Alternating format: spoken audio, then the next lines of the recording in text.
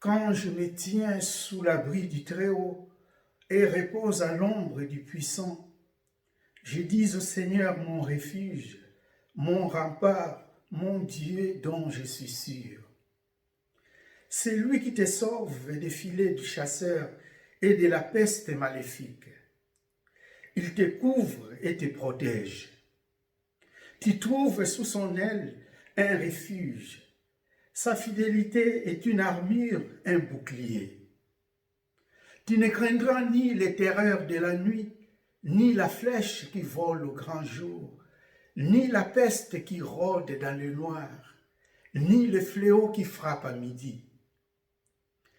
Qu'il en tombe 1000 à tes côtés, qu'il en tombe 10 000 à ta droite, toi, tu restes hors d'atteinte. Il suffit que tu ouvres les yeux, tu verras le salaire du méchant. Oui, le Seigneur est ton refuge. Tu as fait du Très-Haut ta forteresse. Le malheur ne pourra te toucher, ni le danger approcher de ta demeure. Il donne mission à ses anges de te garder sur tous tes chemins. Ils te porteront sur leurs mains pour que ton pied ne heurte les pierres. Tu marcheras sur la vipère et les scorpions. Tu écraseras les lions et les dragons. Le psaume 91. Chers frères et sœurs, pendant ces temps qu'on traverse ces virus qu'on appelle coronavirus, tout le monde est préoccupé. On a peur d'entendre que ces virus-là, ça tue. C'est vrai. Quand on voit où ça a commencé, en Chine, il y a eu beaucoup de morts. En Italie, en France, en Espagne, aux États-Unis et partout dans le monde, on ne fait que parler de ces virus. Et nous, chrétiens, on a peur. Réellement, on a peur, en commençant même par moi-même. Et j'ai peur, parce que tout le monde parle de ça. On nous donne toutes les possibilités pour lutter contre ces virus. On nous demande de nous laver les mains. Pas de salutations, on ne se salue plus. Il faut rester à au moins 1 mètre de distance avec la personne avec qui vous parlez. Mais on comprend tout cela, on respecte. Nous respectons tout cela. Mes chers frères et sœurs, il y a une chose pour nous chrétiens qui manque. Il y a un remède qui manque pour nous chrétiens. Et laissez-moi vous dire, ce remède, c'est la prière. Nous oublions qu'il y a celui qui est plus fort que toutes les maladies, c'est Jésus-Christ. Nous oublions parfois qu'il est là. Je vois ça un peu comme les disciples quand ils étaient dans la barque. Jésus est là avec eux. Jésus dormait, il est là. Mais il criait, il faut réveiller, réveiller, réveiller. Il devait réveiller Jésus qui est là. Et nous, chrétiens, on ne sait plus quoi faire. Et on a peur. Il y a des gens qui disent qu'ils ne vont plus aller à la messe parce qu'ils risquent d'être contaminés. Il y a des gens qui ont peur. On comprend la peur. Mais je ne comprends pas que les gens ne puissent pas lever les yeux vers le Seigneur et prier. Il est plus fort que toute épidémie, que toute pandémie.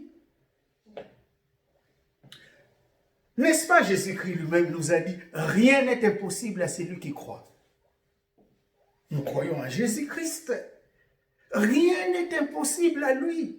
Alors tournons-nous vers lui, invoquons-le pour qu'il vienne dissiper ces ténèbres qui entrent dans le monde.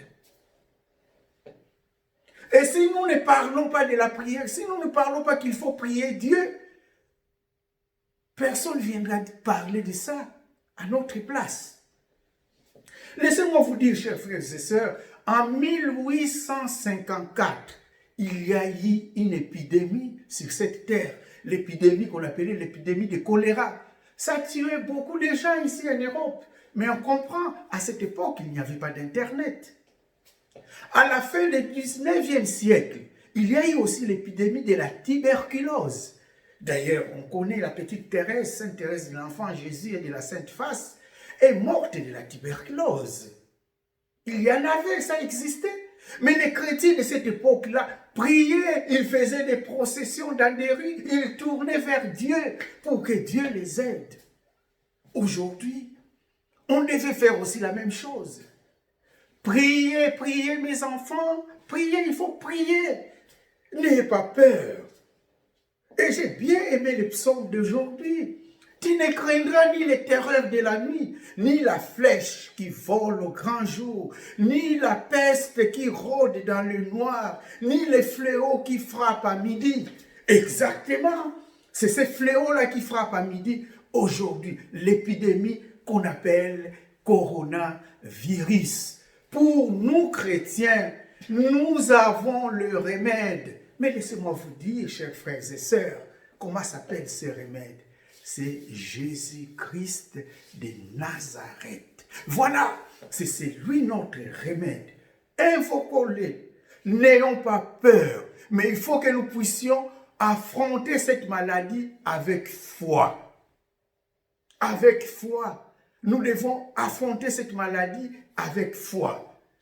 Les moines du Moyen-Âge disaient « ora et labora ». Travailler et prier. C'est vrai, nous devons respecter les règles hygiéniques qu'on nous impose. On les fait, en commençant par moi-même, je me lave, on respecte ça.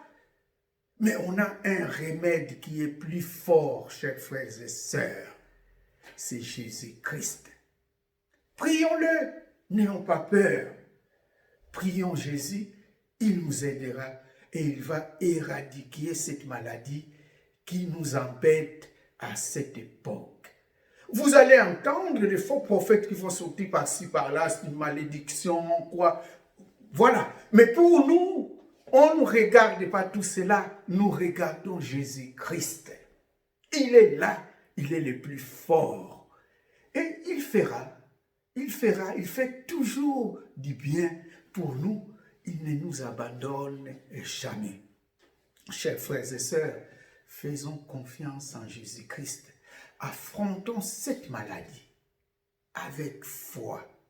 Qu'il en tombe 1000 à tes côtés, qu'il en tombe 10 000 à ta droite, toi, tu restes hors d'atteinte.